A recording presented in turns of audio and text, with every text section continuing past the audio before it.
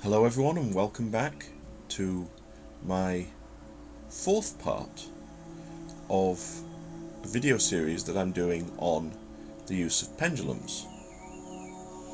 And as you'll recall, in part 3 we went through programming your pendulum to show different aspects and energies, and also looked at how the pendulum can specifically be used in conjunction with images of various deities. We used cards, but you could use statues quite so easily, or to be honest, you could even use computer printout pictures, anything really, as long as you can focus your intent on the image and then have your pendulum programmed so that you can then glean what information you can from that image. In this part, I'm going to start off by finishing off the cards that we were looking at. There were quite a few of them, which is why I broke for a fourth part. And then I'm going to look through some crystals. So let's continue with the cards. And here we have the god Zeus. And I'm going to use my Egyptian Karnak pendulum once again. And let us see what we're dealing with. Again, we're looking, first of all, we have a confirmation that we are dealing with a male deity here. Now what we're looking for are lessons that this deity can teach us, characteristics, and there is the first one. It's chosen itself, which is action. Zeus, if you look through Zeus's legend, you will find that he's not a god who sort of sits around and does nothing. He is a very, very active deity.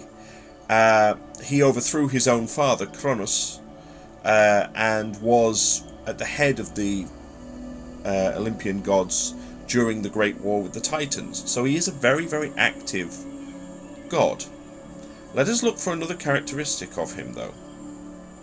And we have patience coming up. Now, considering Zeus's extended family, I'm not surprised patience occurs, because obviously there's a lot of things that he's had to deal with over the millennia. And if you look through the Greek myths, in fact you can see just how strong the patience has to be, because this swing is virtually off the camera. So I'm going to stop that there, because the swing is virtually off the camera. So action but patience. It's that being active, being proactive, but also knowing when to wait, when to be patient, when not to rush things. Our next card, again this is from the mythic oracle, is Dionysus. And let us see what he brings us. Well, we have it confirmed, he's definitely a male deity. This is an interesting one to actually try blind as well. If you pick several cards randomly, and I have done this in the past, is try them blind. See if you can actually identify the male and female energies before you turn the cards. Here I have kind of grouped the deck a little bit, so that's not possible. Now let us take a look at his particular energies. And we have a feminine energy here. We have a receptive kind of energy. So we've got someone here who, for a male deity, is thinking outside of the box a little bit, you know, and he's not someone who is constrained, you know, by the sort of expectations of others. Let's look for another characteristic. And what we have here is acceptance. And we had this come up with Aphrodite as well. We had this idea of acceptance and receptivity, and just acknowledging that, you know, things are as they are, and dealing with them. And interestingly, when we look at his particular character word, which is freedom, once you've accepted the way things are, and you've accepted yourself among those things, that can give you a much greater freedom And also the thinking outside of the box thing that came up with him as well was quite interesting. So, the next one we have, this is a beautiful image from this deck. It's an incredible image. This is the god Helios. And he's so bright, he's very hard to get on camera. But he is utterly amazing. And let us take a look. If you recall, we had his twin, we had Selene, or his, in a sense, his polar opposite. So we are indeed dealing with a male deity here. Now let's look at for a characteristic, and what we have very strongly is that masculine fire, that passion. I mean, the swing here, I promise you I'm not deliberately moving my hand here. It's very hard to keep it still because this swing is so potent. It's quite amazing. So we have this passionate, fiery, masculine energy. And then let's look for another characteristic. And let's see what we get. Determination. So, in a sense, that makes sense with the sun because it will shine regardless. It will shine no matter what. It is something that is very determined and it's always there. And, you know, even when there's clouds in the sky, the sun is still behind them. So there is determination with that passion. A determination to always be authentically yourself. Now moving on, we now change decks. And we have a few cards from the Gods and Titans deck. Interesting, we've gone from one solar deity to another solar deity. We have the card, actually the card says Ra, but I have to say that I see this very much as Horus as well. And I know that in some of the Egyptian mythology the two are linked, both being solar deities. So let us take a look at what we have with the god Ra. In some respects, I'm almost going to think of him as Ra Horus, because the headdress definitely reminds me of Horus. We definitely have a male deity. That is absolutely unequivocal. Now, let us take a look at a characteristic. And interestingly, you see, we have that solar energy again. This is a very powerful deity. This is a deity of great authority. That is, and what you find when you do this kind of work is you find words coming into your mind, so that even when you get the same direction for two different deities, you will get words specific to that deity coming through. And that is what I'm getting here. I'm getting power, I'm getting authority, I'm getting strength coming through. Now let us look for another characteristic. And we have action. We have a god of action. And both Ra and Horus are well known for their action. Ra driving the sun chariot, and Horus as being the champion of the gods. They're both very active, powerful deities. And I've noticed one other thing as well, which I just want to briefly mention. There is a correlation, in at least I'm being given one, between Ra and Horus as the god directly of the sun and as the champion of the gods who is associated with the sun, and the god Apollo to the Greeks, who was, and also Apollo and Helios. Helios is directly the god associated with the sun god, but also Apollo is a champion god with a lot of different aspects such as prophecy, music, poetry, physical games, you know, the Olympics connected with him, who is also associated to the sun and to being a god of light. So there is a little correlation there that I'm being given. Our next card, oh, how ironic, is Apollo himself. So we've gone through four, no less than 3 solar deities. We've gone through Helios, we've gone through Ra, Horus, now we're going through Apollo. And an interesting thing to note is that this card has no word association on it. So this is purely intuitive, but this is one of my own patron deities. We know he's male, we got that immediately, but what we've got is the stronger, passionate swing, indicating once again that solar energy, that solar strength with Apollo. But it doesn't feel quite so forceful, it doesn't feel quite so aggressive as perhaps Ra Horus did. Now I'm going to look for another characteristic and see what comes up. And what we have is acceptance, receptivity. This makes a lot of sense actually, because receptivity to this deity, we are dealing with the deity of prophecy, a deity associated with receiving messages. So receptivity and acceptance does make sense in this particular instance. So we've had 3 solar deities, all powerful, but all with different additional characteristics. Now we move on, and we don't have too many of these left, but I will attempt to go through them fairly quickly. The god Ares, god of war.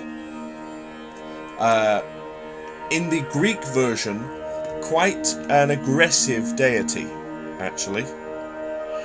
Male, as you can see, expanding out, we've got that power again. This is a very, very rapid swing.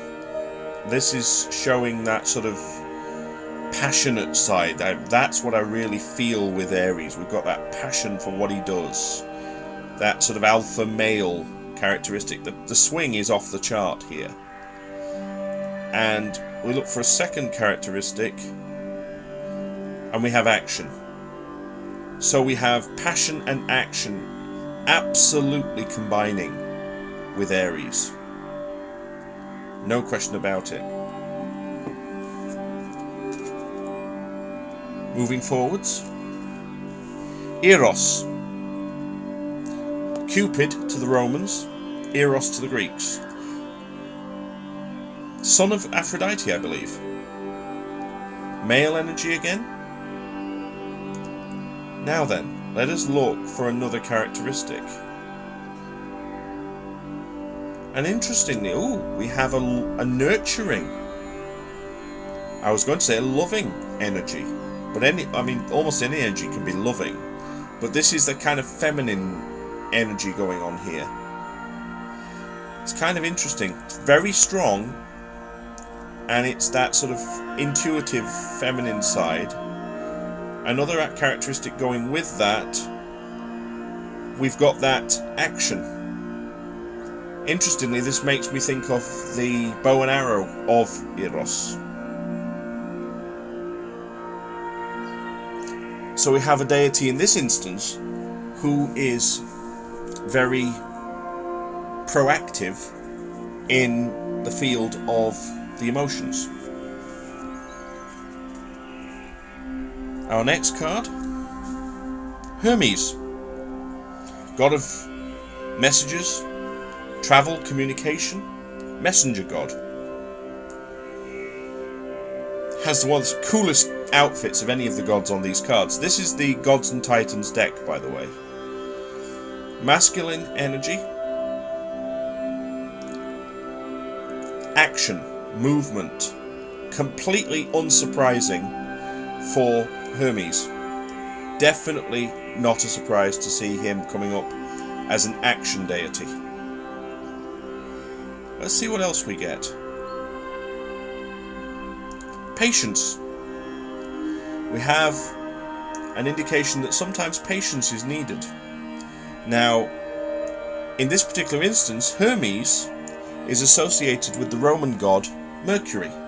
And if you think of in astrology, sometimes the planet Mercury goes what they call retrograde, which is where it ceases to appear to be moving forwards in the sky. In fact, it appears to be doing the complete opposite and moving backwards. And that really does mess things up. It messes communication up, it messes technology up, it messes the post, or that sort of system up. Mercury retrograde really can interfere with things, and you need patience. So it's not that much of a surprise that that would come through. And we move to our final two. The first one is Mithras, who is dressed as a Roman in this instance, and there was in fact a cult of Mithras who had many trials that they had to go through in order to prove their devotion to him. So the energy we're getting here is one of patience. That's our first energy. Let's see what the second energy we get is. Determination. Patience and determination. We actually have a deity here associated with sacrifice. And sacrifice can take an awful lot of strength and determination to be able to actually go through with it. So it's not really surprising we would see that. And our final one is Thor. And we've gone full circle back to the Norse deities who we initially started with.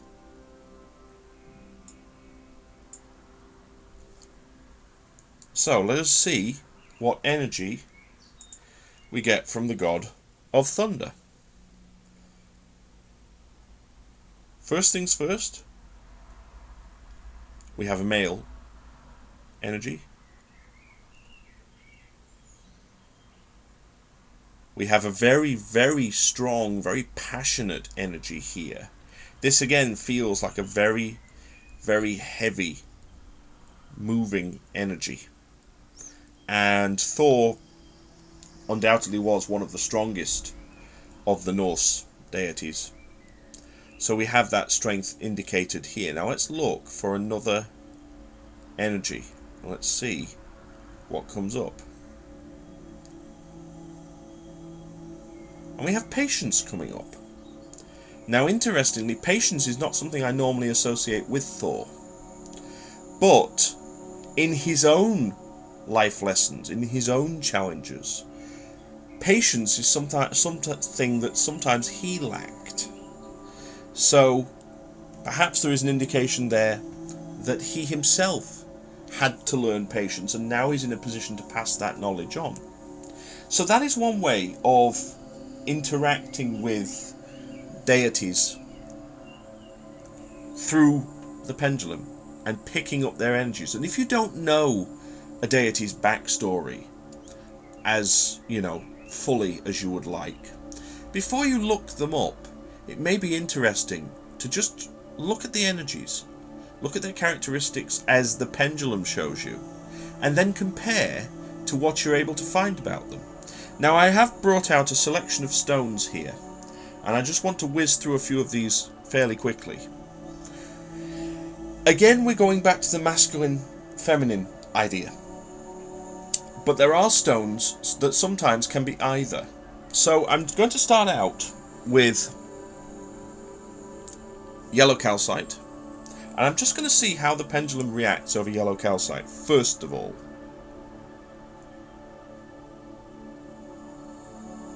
We have quite a gentle stone here, but it is masculine. It's not swinging hugely, it's just going a little bit.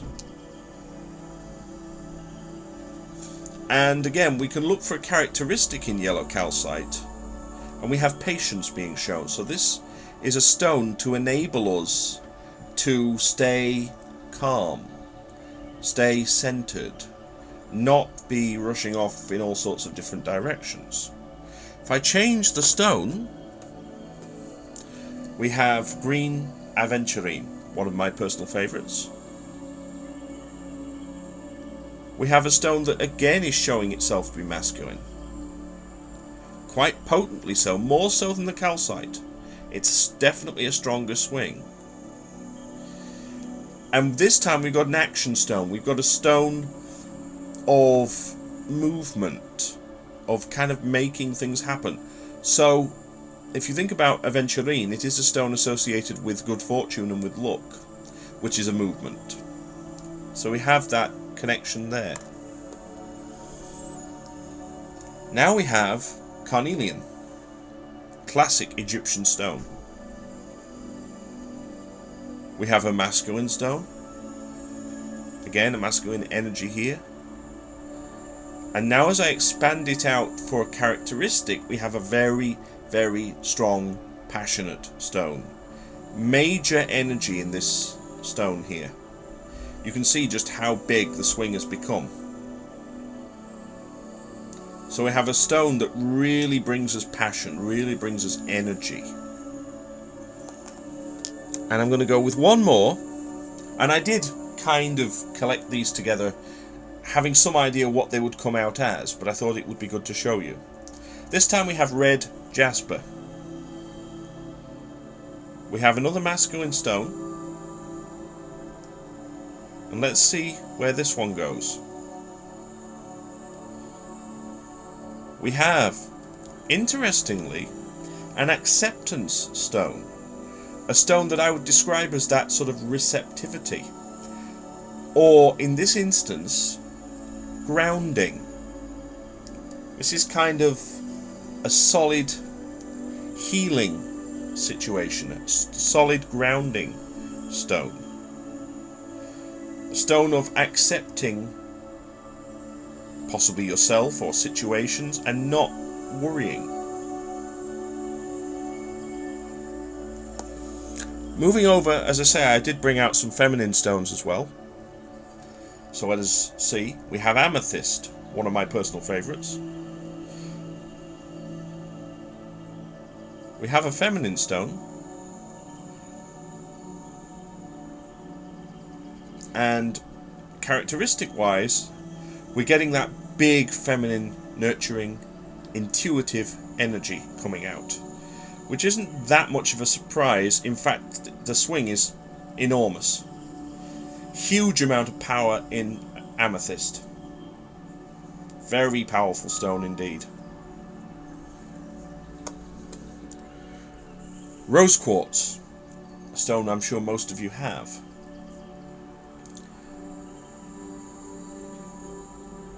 Incredibly gentle, small, feminine movement here.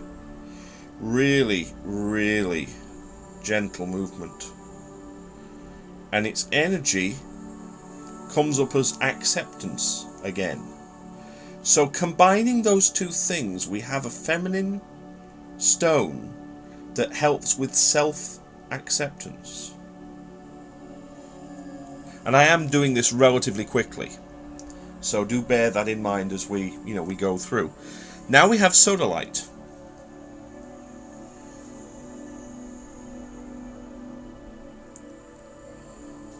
Feminine energy coming up, but an action stone. A stone of movement. A stone that I know to be associated with communication, which is something that is an act that you do. You communicate. It is movement. And that is reflected in the swinging.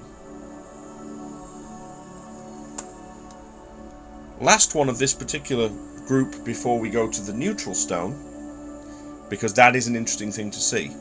We have here hematite or hematite.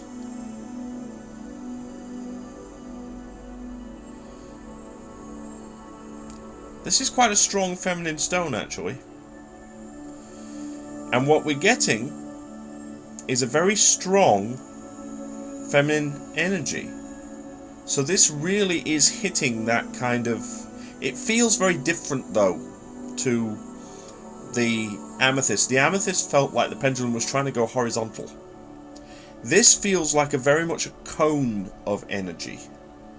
And what we have here is this sort of reflectiveness in hematite, being that it is a stone for mirroring our situation and really holding that mirror up and seeing it for what it truly is. So there is an intuitive sense to this stone, but I do feel it's actually making my arm ache. I do feel like my arm is being pulled downwards with this stone, because there is a very strong grounding element to hematite as well.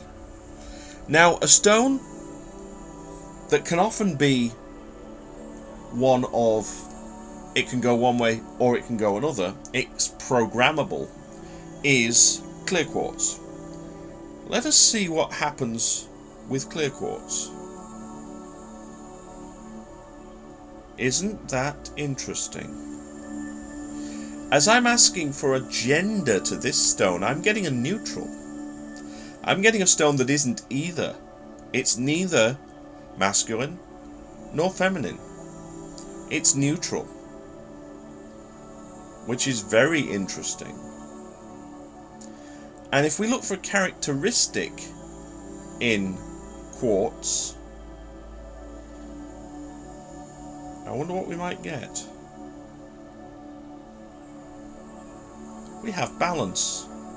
We have a stone that is literally, it brings balance, it can balance you out, but it also has balance within itself. It very much is a stone of just being what it is, and you can program it to suit your intent. Now, I did bring out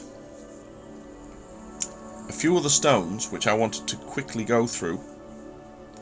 This is angelite. So I want to have a look at the energy of angelite and see what we get. Angelite is showing as being a feminine energy.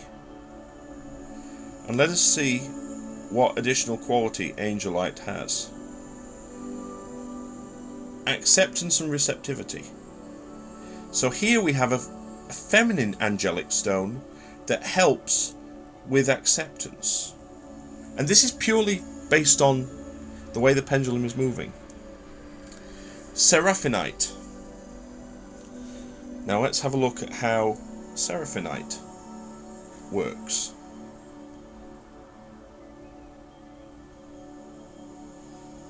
We have a masculine energy and one of action. So in this instance we're looking at a stone that is a very active doing stone, but has a masculine celestial energy. And one more of the celestial stones. This is celestite itself.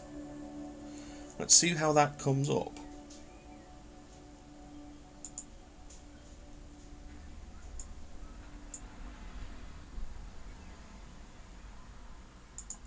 This is coming up, interestingly, this is coming up like quartz. This is coming up neutral again. So celestite is almost beyond masculine and feminine gender. And let's look for another characteristic that we have. And what we have is nurturing. We have that intuitive nurturing energy coming through.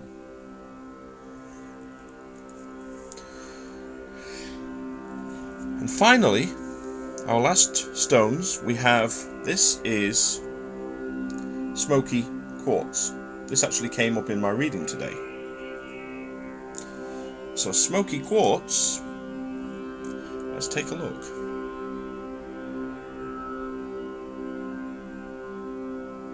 Pendulum's not quite sure what to make of it, but it eventually settles to a feminine energy. And when I go for a characteristic with smoky quartz, that feminine energy amplifies.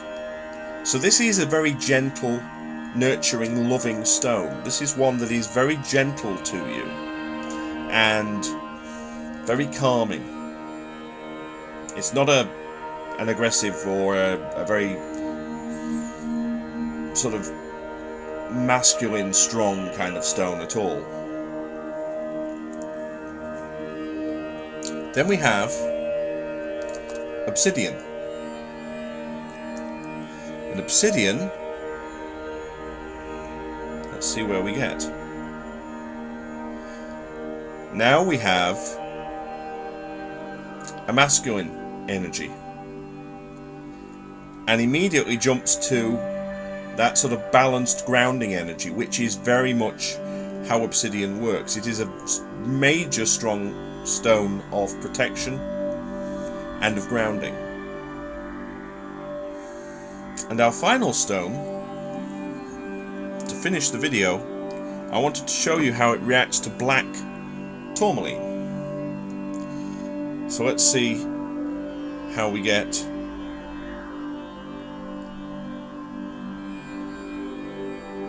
And it's actually following the stone along, but it's showing a neutral energy. This is neither particularly masculine nor particularly feminine. But we are getting a stone of action. So this is a proactive stone. Even as I do this, even as I work on these videos, I'm being given a new meaning for this action direction, which is that of protection. Because protection is an act that you physically do. And that's what I'm getting here. So, if you got all the way to the end of both these videos, congratulations. They are quite long. But I hope that they've helped, that they've given you a little bit more of an insight into how you can use your pendulum and really get everything you possibly can out of it. Programming it, using it, becoming part of it, and letting it become part of you.